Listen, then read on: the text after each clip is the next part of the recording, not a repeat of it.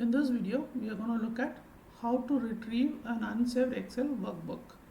For that, let's go to the File menu, Open, and towards the right on the bottom, click on Recover Unsaved Workbook.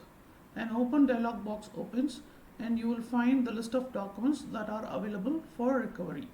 You could select and open it and save it later. This feature is enabled by default in all Excel versions.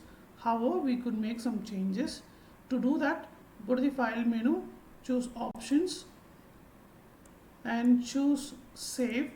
You will find a checkbox, Save Auto Recovery Information every 10 minutes. You could change this 10 minutes to 2 minutes or even 5 minutes based on your convenience. And you will also find auto recovery file location. So this is the location where the unsaved Excel files are saved.